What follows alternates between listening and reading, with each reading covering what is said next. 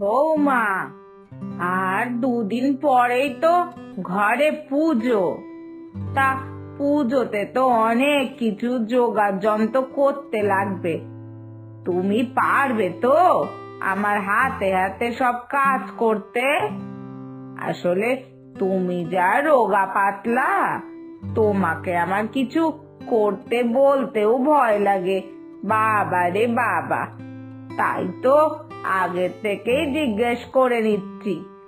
যদি তুমি আমার হাতে হাতে কাজকর্ম করতে পারো, তাহলেই বড় করে পুজো কান করব, না হলে ওই ছোট্টর মধ্যেই পুজো সেরে ফেলবো।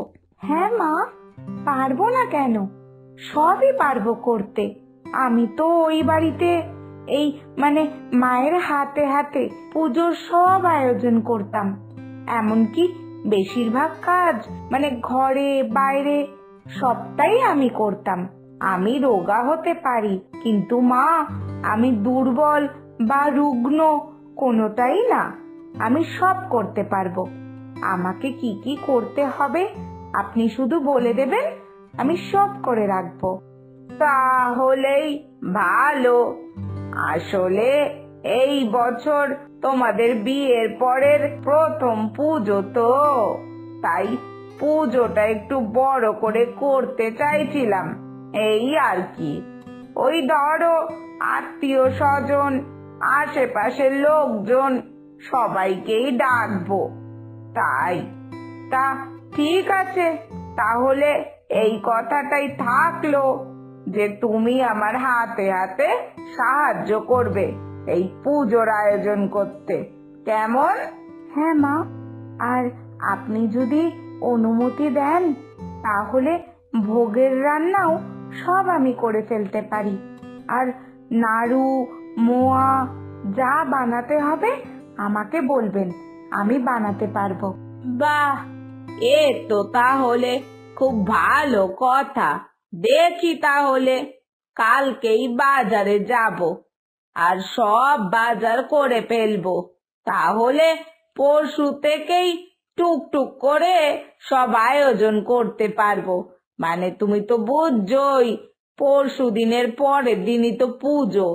তাই নাড়ু মোয়া আগের দিন রাতেই যদি করে রাখা যায়, খুব সুবিধে।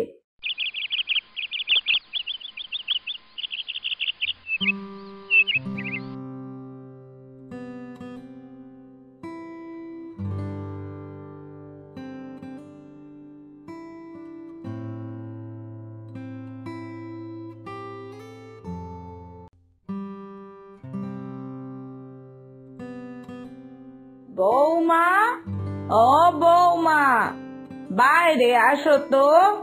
বাজারের ব্যাগগুলো একটু হাতে হাতে ধরো দেখি, খুব ভারী তো। ও বৌমা।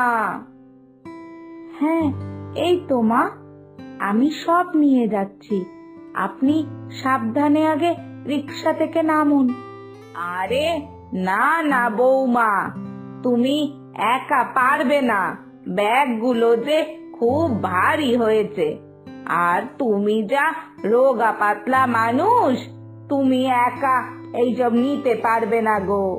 এই তো দুটো ব্যাগ মাত্র, তাও আবার পারবো না বলছেন মা? আমি বললাম না আমি রোগা হতে পারি, কিন্তু আমি রুগ্ন না মা।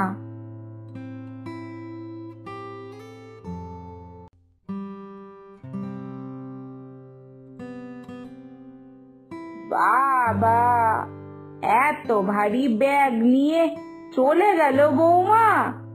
বৌমার তো দেখছি ভালোই শক্তি আছে।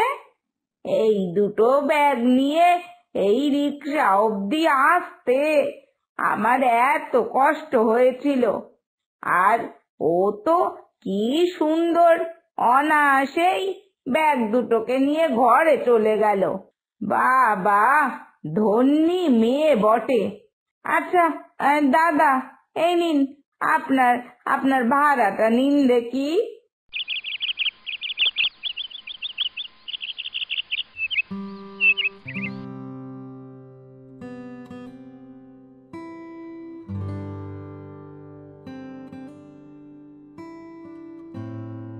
এই যে বৌমা, দেখো আমি 6টা নারকেল এনেছি।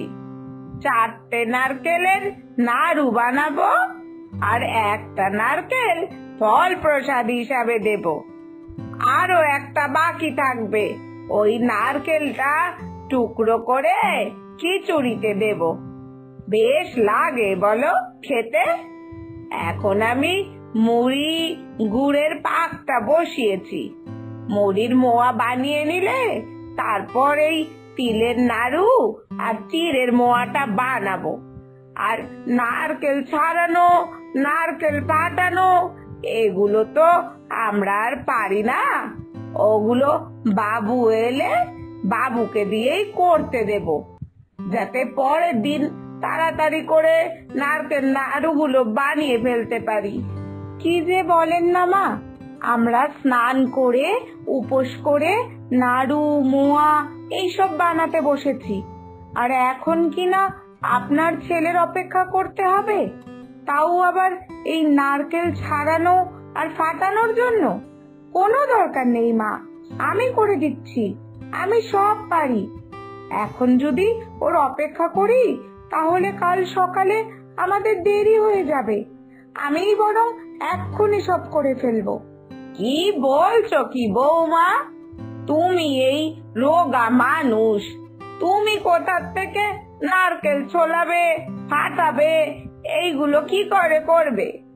এইগুলো করতে যে অনেক শক্তি লাগে, এই সব শক্তির কাজ। থাক, ছাড়ো ছাড়ো, এগুলো সব বাবুর জন্যই রেখে দাও, তোমাকে এইসব করতে হবে না কো। আপনি এইগুলো নিয়ে একদম ভাববেন না মা, দেখুন না শুধু আমি সব করতে পারি, এক্ষুনি করে ফেলছি।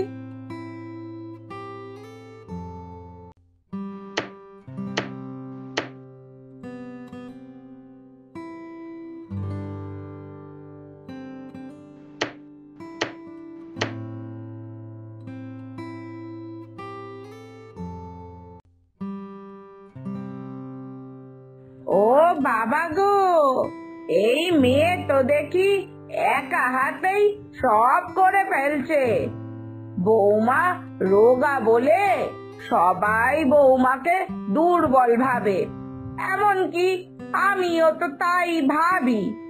কিন্তু এখন বুঝতে পারছি রোগা মানেই দুর্বল না, বৌমার তো অনেক শক্তি দেখছি। না না না না, আর কাউকেই তার চেহারা দেখে বিচার করব না। আমি আর বৌমাকে ভুলও বুঝবো না।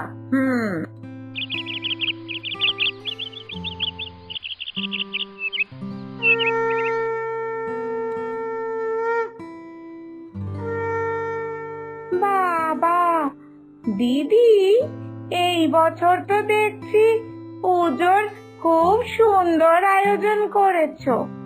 তা এত রান্না বান্না সব কে করলো? ওই পাড়ার বামন বউকে দিয়ে করালে নাকি সব? না গো না, সবই আমার বৌমাই করেছে। ঠাকুর সাজানো থেকে শুরু করে ভোগের রান্না সবটাই ও একা হাতে করেছে। আমি তো শুধু ওই বাজারটুকু যা করেছি, আর এই টুকটাক ওর হাতে হাতে সাহায্য করেছি, এই যা। বাবা, ওই রোগা ফিনফিনে বৌমা তোমার, ও কিনা একা হাতে সব করতে পারলো? হ্যাঁ গো হ্যাঁ, কারণ আমার বৌমা রোগা ঠিকই, কিন্তু দুর্বল বা রুগ্ন না, বুঝেছো? তাই কারোর চেহারা দেখে তাকে বিচার করা যায় না। কাউকে রোগা দেখতে লাগুক বা মোটা দেখতে লাগুক সেইটা বড় কথা না, আসল কথা হলো শরীর সুস্থ থাকলেই হলো, তাহলেই সে সব কাজ করার ক্ষমতা রাখে। হ্যাঁ।